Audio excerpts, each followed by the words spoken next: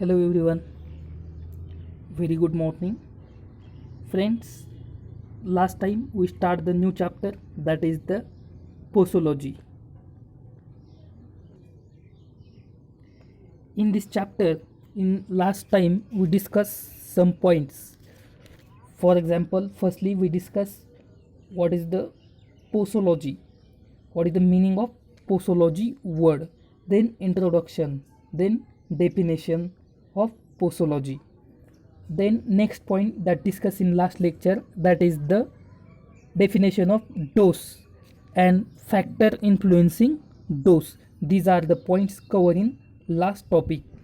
In factors we discuss some factors in which first age, then sex, body weight, route of administration, time of administration, environmental factors and emotional factors. Up to here 7 factors we discuss in last lecture.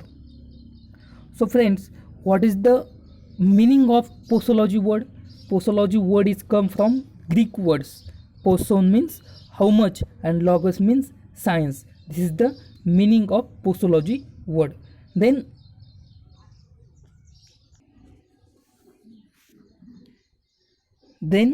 we discuss what is the definition of posology. So what is the definition of posology? Posology is defined as it is branch of medical science in which deals with study of dose or quantity of drugs which can be administered to a patient to get the desired pharmacological action. This is the definition of posology that discussed in the last point. Then we also cover one point, that is the definition of dose. So what is the definition of dose? Dose is defined as it is the quantitative amount administered.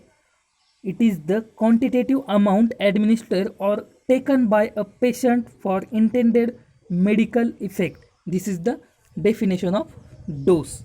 Then in last point lecture we also cover some factors, that is the age, how age is affect on the dose, then sex, then body weight, route of administration, time of administration, environmental factor and emotional factors.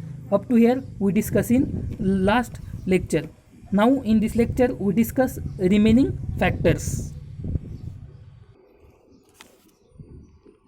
So friends, next factor is 8 number factor, that is the presence of disease.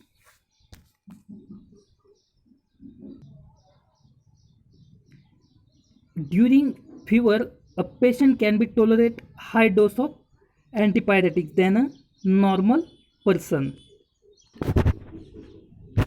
In this factor, presence of disease, that is the drugs like barbiturates and chlorpromazine may produce usually prolonged effect in patients having liver cirrhosis. It means म्हणजे काय की presence of disease या फॅक्टरमध्ये बार्बिच्युरेट्स आणि क्लोरोप्रोमॅझिन नावाचे जे काही 2 drug आहे, क्लोरोप्रोमॅझिन is the अँटीसायकोटिक drug.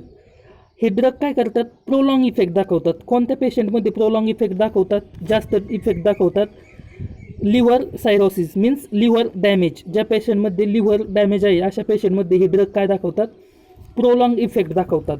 का प्रोलॉंग इफेक्ट दाखवतात, कारण ही जी काही ड्रगचं मॅटाबॉलिझम आहे, हे ड्रगचं मॅटाबॉलिझम लिव्हर थ्रू होतं आणि त्या पेशंटमध्ये काय लिव्हरच डॅमेज आहे.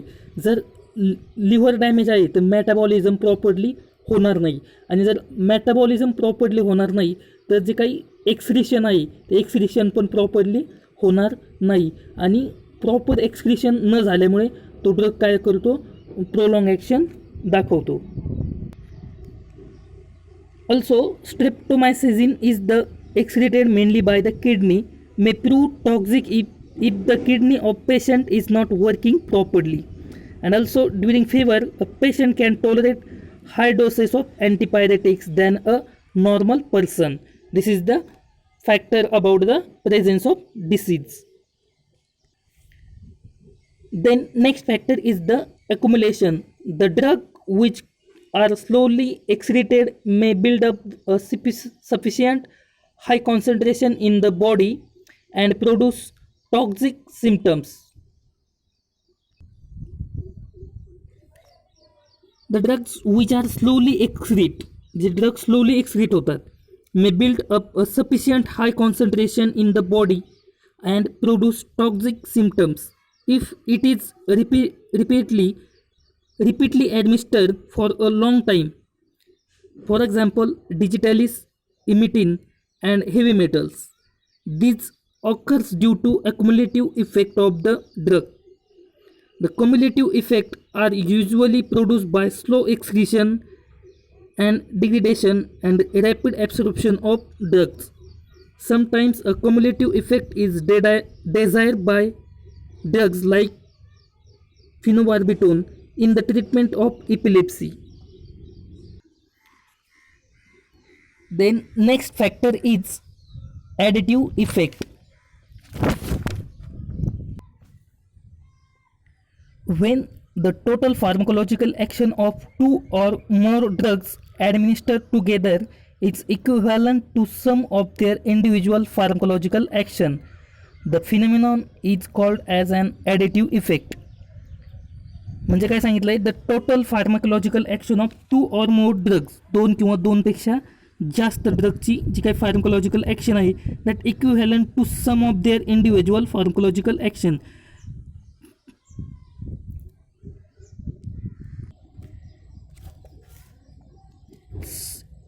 is the equivalent to sum of their individual pharmacological action. या फिनॉमिननला काय म्हटलंय, ॲडिटिव्ह इफेक्ट म्हटलंय. आता फॉर एक्झाम्पल पहा, हा एक इकडे रिस्पॉन्स आहे आणि इकडं टाईम आहे. हा ए नावाचा एक ड्रग आहे आणि बी नावाचा एक ड्रग आहे. हे काय झाले, त्यांचे सेपरेट फार्मोलॉजिकल ॲक्शन्स झाल्या आणि ही जी ॲक्शन आहे ही एची ॲक्शन आहे आणि ही जी ॲक्शन आहे ही बीची ॲक्शन आहे. हे जे काही अचीव झालं that is the sum of pharmacological action. A आणि बीची सम करून जी काही फार्मकोलॉजिकल ॲक्शन अचीव झाली that is the additive effect. That is the sum of two pharmacological, म्हणजे it's the equivalent to sum of their two pharmacological actions, that is the additive effect. Then in which, for example, combination of ephedrine and aminophylline in the treatment of bronchial asthma.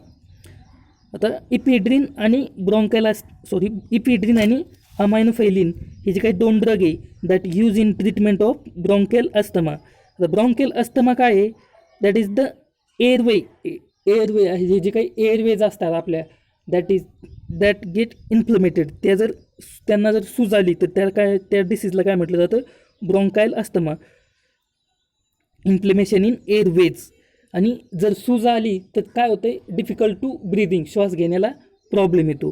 मग इपिड्रिन काय आहे, इपिड्रिन is the CN stimulant आणि अमॅनोफायलिन काय आहे, अमॅनोफायलिन is the ब्रॉन्कोडायलेटर. म्हणजे जेव्हा आपण इपिड्रिन आणि अमॅनोफायलिन हे दोन ड्रग कॉम्बिनेशनमध्ये देतो तेव्हाच आपण काय ट्रीट करू शकतो, bronchial asthma. This is the additive effect. Then synergism. In synergism, when two or more drugs are used in the combination from their action is increased. This phenomenon is called as synergism.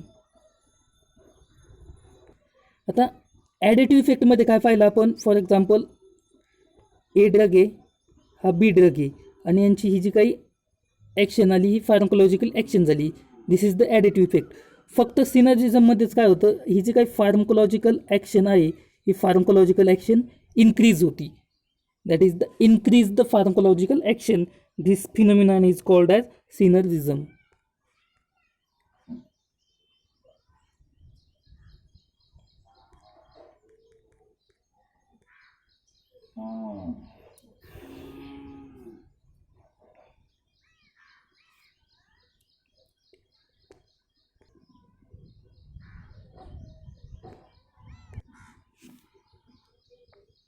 It is very useful when desired therapeutic result needed is difficult to achieve with a single drugs. For example, procaine and adrenaline combination increase the duration of action of procaine. म्हणजे काय, आता procaine आणि ॲड्रेनलिन हे दोन drug आहेत. These two drugs give in combination, हे दोन drug कॉम्बिनेशनमध्ये दिले जातात. तर प्रोकेन काय आहे, प्रोकेन इज द लोकल ॲनेस्थेटिक्स म्हणजे भूल देण्यासाठी यूज केला जातो प्रोकेन नावाचा ड्रग. जेव्हा आपण प्लेन प्रोकेन देतो त्यावेळेस त्याची ॲक्शन कमी दाखवली जाते, म्हणजे त्यावेळेस त्याचा जो काही थेरपॅटिक इफेक्ट मिळणार आहे तो कमी मिळतो. जेव्हा प्रोकेन विथ ॲड्रेनलिन, प्रोकेन आणि ॲड्रेनलिन हे दोन ड्रग कॉम्बिनेशनमध्ये दिले जातात त्यावेळेस प्रोकेनची ॲक्शन ही पहिल्यापेक्षा अजून जास्त मिळते, किंवा प्रोकेनचा थेरपॅटिक इफेक्ट अगोदर प्लेन प्रोकेनपेक्षा जास्त मिळतो. Then next factor is अँटागोनिझम.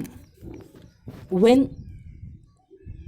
The action of the drug is opposed by the other drugs on the same physiological system.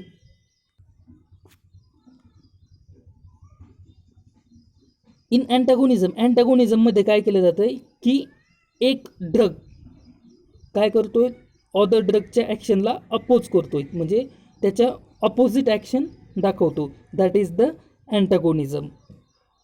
The use of antagonistic response to drug is valuable in the treatment of poisoning.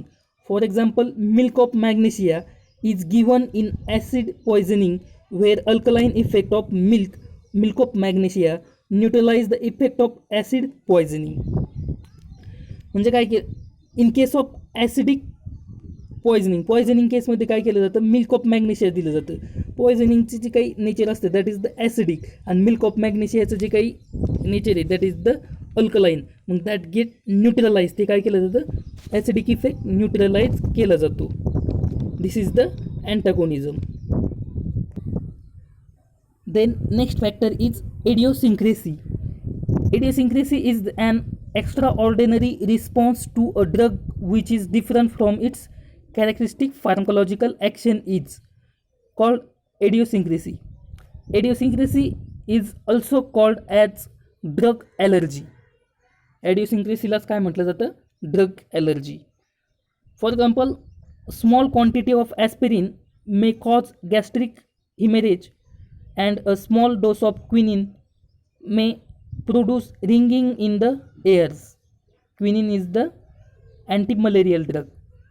Some persons are sensitive to penicillin and sulfonamides because they produce serve toxic symptoms. इडिओसिंक्रेसीमध्येच काय सांगितलं आहे की that is the drug allergy.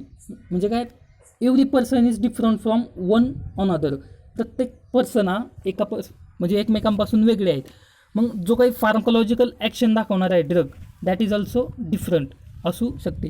म्हणजे एखाद्या पेशंटला, for example, एखाद्या पेशंटमध्ये quinine दिला तर त्या पेशंटमध्ये त्या कसलाही ड्रग ॲलर्जिक इफेक्ट दाखवला जाणार नाही, किंवा त्या पेशंटला क्विनिन घेतल्यामुळे कसलाही त्रास होणार नाही.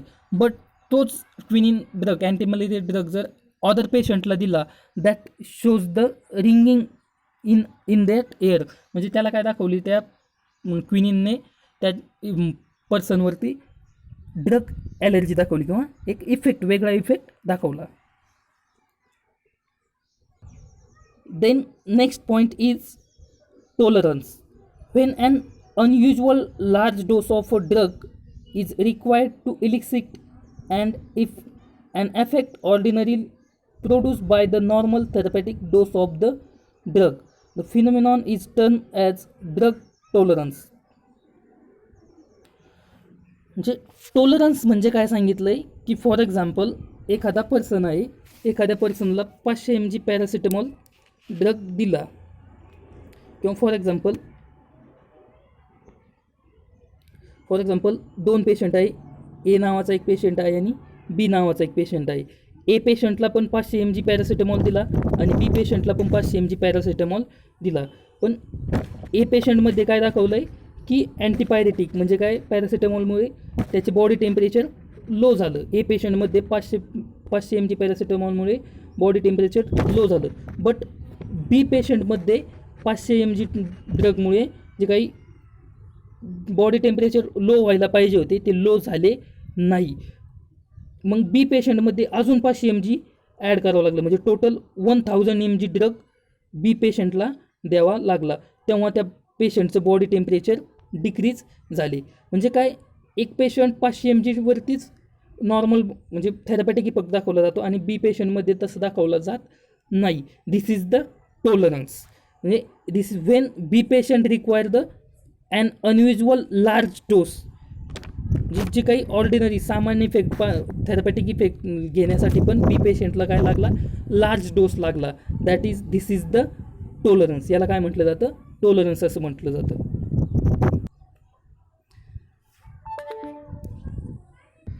Then next is the tachyphylaxis.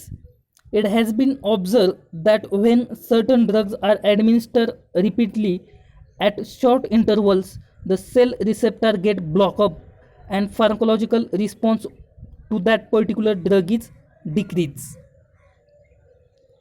The decreased response cannot be reversed by increasing the dose. This phenomenon is known as tachyphylaxis. म्हणजे काय, टॅकिफायलेसिसमध्ये काय सांगितलं आहे की एखादा ड्रग जर कंटिन्यू घेत राहिलो आपण, कंटिन्यू एखादा ड्रग, फॉर एक्झाम्पल एखादा पेशंट अस्थमाचा पेशंट आहे, दॅट तो वारंवार ड्रग घेतो.